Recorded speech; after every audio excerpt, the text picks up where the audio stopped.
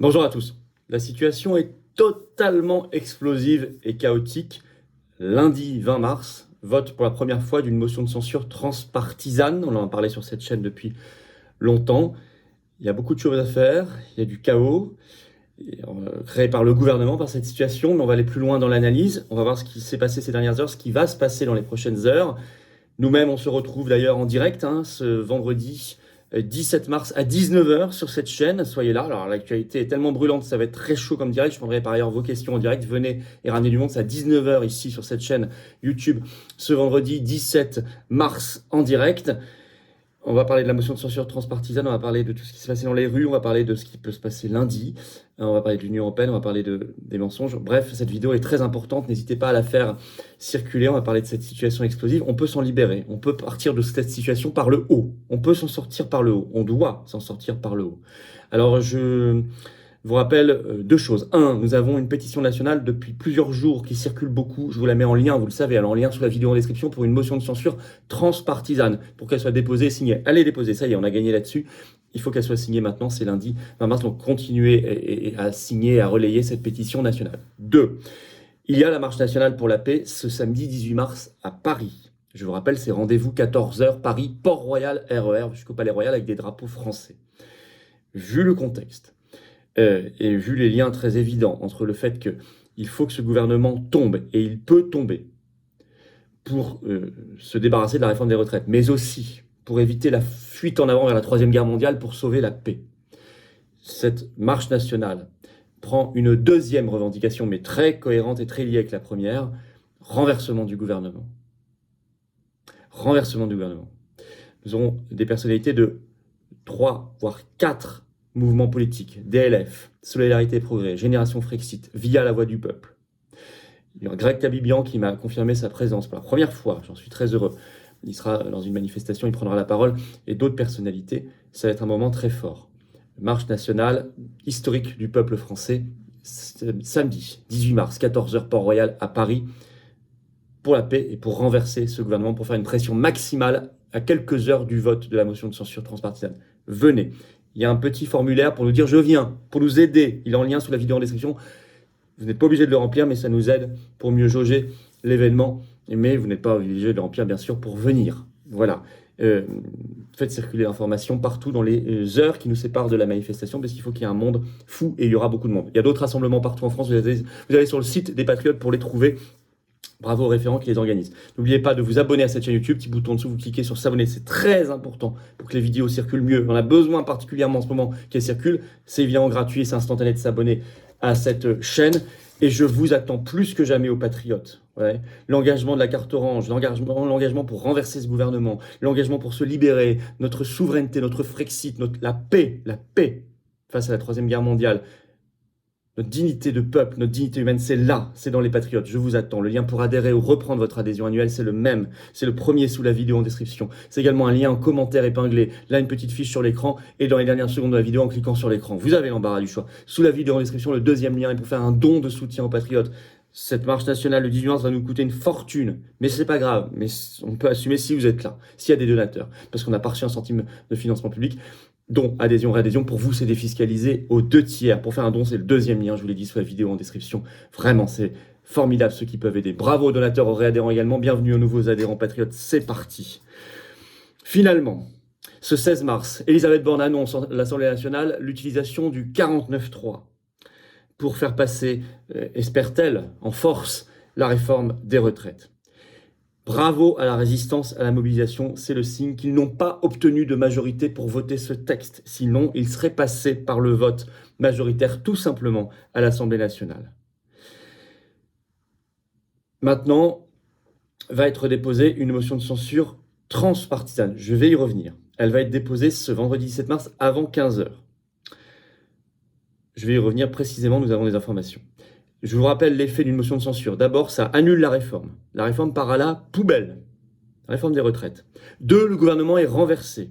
Il est obligé de présenter sa démission, ce qui est une très bonne chose. Ce qui affaiblit par ailleurs Macron, paralysé, qui pourra faire beaucoup moins de choses. C'est un tabou brisé. La seule motion de censure qui a été votée jusqu'ici, c'était en 1962, je vous le rappelle. Et c'est un tabou brisé également, car les députés se souviendront alors il y a des articles dans la Constitution qui leur permettent d'agir, et peut-être se souviendront-ils de l'article 68 qui permet la destitution du président de la République. Moi, en tout cas, c'est là. Et ce serait un signe extraordinaire aussi contre l'Union européenne, puisque vous le savez, cette réforme vient de l'Union européenne. Alors justement, tous les scandales dans ce qui a mené à cette journée du 16 mars sur la réforme des retraites justifient le renversement du gouvernement. 1. Le mensonge originel sur l'implication de l'Union européenne. Le gouvernement s'échine et ses médias depuis des mois à dire que non, cette réforme n'est pas exigée par l'Union européenne. C'est un mensonge. Je vous l'ai décrypté dès juillet 2020 quand ils ont fait le plan Covid, le plan de relance. Je vous dis, ce sera conditionné à une réforme des retraites. Ça avait été avoué dans une interview à Ouest France de l'alors secrétaire d'État aux Affaires européennes Clément Beaune, le 2 septembre 2020 d'ailleurs, elle est toujours en ligne. Mais je vous signale, confère article du Parisien du 10 mars, là, 2023, qui est toujours en ligne. Le titre, sommet d'agir par Bruxelles pour rééquilibrer son système de retraite, l'Espagne a trouvé un accord. Donc en Espagne, ils assurent. Belgique, article du Point qui est toujours en ligne, qui date du 10 janvier 2023, le titre « Retraite, les Belges sous la pression de Bruxelles ». Je vous lis le tout début, le chapeau de l'article. Pour percevoir près de 850 millions d'euros de fonds européens, le gouvernement belge doit présenter une réforme des pensions au plus tard le 13 janvier 2023. C'est avoué donc aussi par le gouvernement belge. Là, il y a un mensonge. C'est évidemment la même chose en France.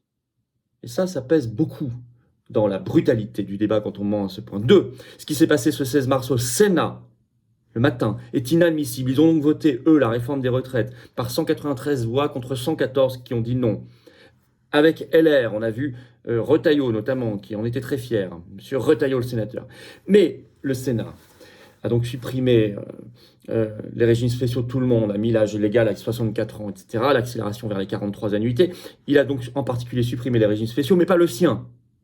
Le régime spécial du Sénat n'a pas été affecté. Il date de 1905. Il suffit d'un mandat de sénateur et vous avez 2190 € net de retraite tout le temps. Il suffit de 2 mandats et vous avez le double. La moyenne actuelle pour les mandats des sénateurs, c'est 3856 € net de retraite. Et leur retraite, l'âge légal est à 62 ans et non pas 64 comme ils l'ont voté eux-mêmes. Voilà la réalité. Ça, c'est un scandale absolu. Ça s'appelle les privilèges. Ça, c'est quelque chose qu'on ne peut pas accepter et supporter. 3. Les achats de voix. Y a-t-il eu chantage? Y a-t-il eu menace? Y a-t-il eu achat de vote à l'Assemblée nationale? Y a-t-il eu même corruption? Des élus portent plainte contre le gouvernement pour corruption. Je vous explique ce qui se passe. L'article du Parisien, le 13 mars dernier, explique que des députés LR ont reçu des propositions du gouvernement. Une députée LR en particulier, que le Parisien qualifie de plutôt opposé à la réforme des retraites, évoque un coup de fil qu'elle a reçu du ministre de l'économie Bruno Le Maire, qui lui dit, je cite, que le gouvernement saura être attentif à sa circonscription. D'autres cas, article du Huffington Post du 16 mars, je vous lis un extrait. Le 9 mars, le député LR Pierre Cordier a ainsi raconté sur le plateau de BFM TV une anecdote similaire. J'étais dans un des salons de l'Assemblée il y a quelques jours et je dis sous forme de clin d'œil à un ministre qui était présent et que je ne citerai pas. Si vous voulez que je vote la réforme, vous me donnerez 35 millions d'euros pour les Ardennes. J'en ai besoin parce que sur mon territoire, il y a de grosses difficultés. Vous m'intéressez, monsieur le député, m'a-t-on dit en me courant légèrement après, a-t-il déclaré, précisant ne pas être un cas isolé. Bon. 4e scandale, évidemment, il y a eu mensonge sur le 49.3 puisque le gouvernement ne cessait de dire qu'il n'utiliserait pas le 49.3.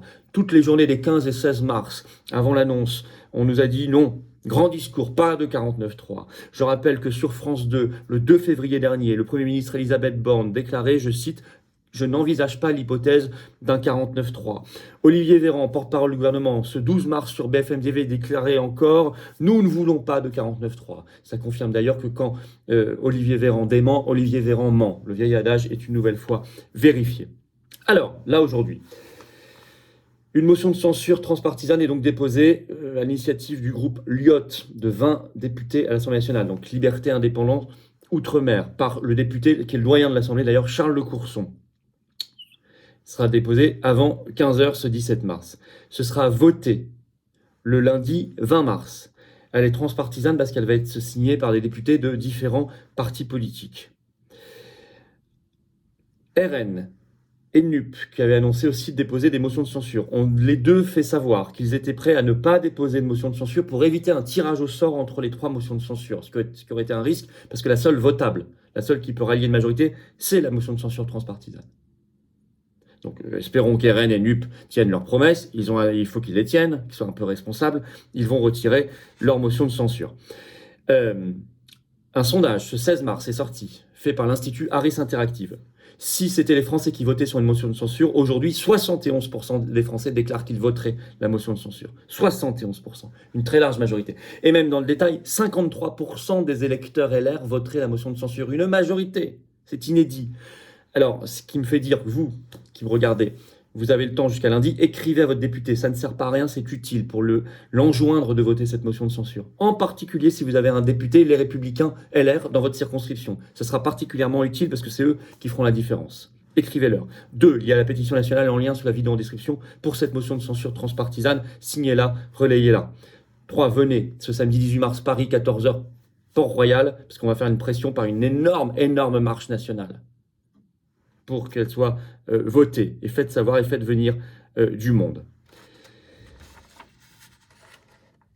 Se souvenir, par ailleurs, on se souviendra, il faudra que nous notions lundi, tous les députés qui soit se sont abstenus, soit n'ont pas voté la motion, enfin tous les députés en réalité tout simplement, qui n'ont pas voté la motion de censure. Il faudra que nous sachions précisément qui, parce que vu le niveau de colère dans le pays, vu ce qui se dégage, vu la méthode du gouvernement, c'est une trahison de la France. C'est une trahison. C'est être traître à la patrie aujourd'hui que de ne pas voter cette motion de censure transpartisane. Réfléchissons, prenons de la hauteur aux problèmes de fond que nous sommes en train de vivre. Vous avez vu aussi ces scènes dans Paris et d'autres villes. On va y réfléchir d'où ça vient. Fondamentalement, nous ne sommes plus un pays souverain. Et ça vient, tout vient, énormément vient de là. Tout vient de là. Le débat dans le fond, notre débat démocratique, ce qu'il en reste, est empêché par l'imposition supranationale. Tout vient de là. On est en train de se rendre compte qu'on est dans une opérette. Il y a une imposition par en haut supranationale qui vient de l'Union européenne dans ce cas précis et qui empêche le fonctionnement normal des débats, des discussions, du vote et de la démocratie. Vous comprenez bien que les dés sont pipés si en réalité on obéit à une autorité supranationale et qu'on fait croire en même temps qu'il faut encore débattre et voter soi-disant. Il y a une contradiction majeure qui avait été pointée très tôt dans un grand discours de mai 1942 par Charles de Gaulle. Je vous cite 2 phrases de Charles de Gaulle. Notez ces citations. 1. La démocratie, c'est le gouvernement du peuple exerçant la souveraineté sans entrave. Or, nous avons aujourd'hui des entraves, notamment la principale d'entre elles étant l'Union européenne qu'il faut quitter. 2. Charles de Gaulle, dans le même discours, déclare « La démocratie, pour moi, se confond exactement avec la souveraineté nationale. » Nous en arrivons à ce que je vous ai dit. 2. Nous avons aujourd'hui un problème avec cette démocratie soi-disant représentative, qui est même parfois la caisse de résonance de la corruption. Nous le voyons en ce moment. Tout cela mérite un énorme coup de balai. Des référendums, la création dans notre constitution du RIC, du référendum d'initiative citoyenne, sur tout sujet, qui aurait tellement débloqué la situation déjà. Parce que si nous ne mettons pas cette fluidification, ce coup de balai énorme, alors la cocotte minute explose. Et nous avons commencé de le voir ce 16 mars au soir dans les rues de Paris, place Concorde, des milliers de personnes qui se dirigeaient vers l'Élysée. Une grande violence face à eux pour les disperser, les canons à eau, les lacrymos, les LBD, etc. Les coups. On a vu la même chose à Rennes, à Nantes, à Caen, à Dijon, à Toulouse, etc. À Paris, 217 personnes interpellées. Cette cocotte minute ne peut qu'exploser dans ces conditions de non-souveraineté et de non-représentativité et d'absence de démocratie directe. C'est ça qu'il faut régler sur le fond. Problème de qualité par ailleurs, 3, si on prend un peu de hauteur, de qualité du débat public. Comment se fait-il que dans cette réforme des retraites, on n'ait jamais pu parler du problème de fond qui est la désindustrialisation française? C'est un des grands problèmes de fond. On pourrait parler aussi de la dénatalité, évidemment. Un autre problème de fond qui a été très peu abordé. Mais celui-ci non plus ne l'a pas été. Il manque des millions d'emplois en France. Et tous les problèmes de financement seraient parfaitement réglés depuis longtemps si nous les avions, ces millions d'emplois de qualité. Confère statistique sortie en février 2023, reprise par les Échos, statistiques de la Banque mondiale. La part de l'industrie manufacturière dans le PIB français est tombée à 9%, taux le plus bas d'Europe. Ça, c'était en 2021, à égalité avec la Grèce, 9%. En l'an 2000, la France, c'était 14%. On est passé de 14 à 9. L'Allemagne, dans le même temps, est passée de 21 à 19. On n'est pas sur la même pente. La Pologne de 16 à 17 a augmenté. L'Italie de 15 à 12. L'Espagne de 16 à 12. La France dans une situation catastrophique. Bien évidemment, beaucoup vient de là. Mais le débat public n'a pas la qualité nécessaire pour qu'on puisse en parler aujourd'hui. Alors en conclusion, ne rien lâcher. De députés, on vous voit, on vous regarde. On vous voit, on vous regarde. Je vous attends, marche nationale pour la paix et pour renverser le gouvernement. Évidemment, on tient compte du contexte. Ce samedi 18 mars, rendez-vous 14h, Paris, Port-Royal RER.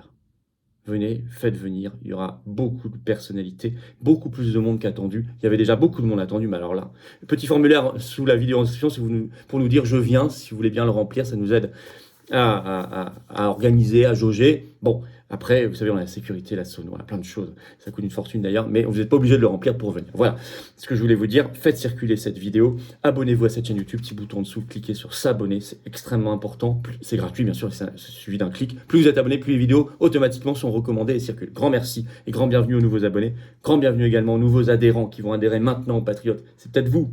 Ou réadhérer si votre adhésion a plus d'1 an et qu'elle est plus à jour. Ou faire un don de soutien si vous le pouvez pour nous aider à financer nos actions et nos affiches et nos tracts parce qu'on n'a pas reçu un centime de financement public jusqu'ici ni l'aide des banques. Qu'on est un mouvement anti-oligarchique, ça se démonte, ça se voit. Venez, vous serez bien accueillis. Mis en relation avec des gens qui pensent comme vous près de chez vous, qui sont en métropole, outre-mer ou à l'étranger. Venez, on se bat pas que pour nous. On se bat pour ceux qui viennent après nous. Ça, c'est important. Le lien pour adhérer ou réadhérer, c'est le même, c'est le premier sous la vidéo en description. Lien également en commentaire épinglé dans quelques secondes en cliquant sur l'écran. Sous la vidéo en description, le deuxième lien est pour faire un don de soutien aux patriotes, je vous l'ai dit. Tout ça est défiscalisé aux 2 tiers pour vous. Bravo aux donateurs, aux réadhérents. Bienvenue aux nouveaux adhérents patriotes. Vive la France.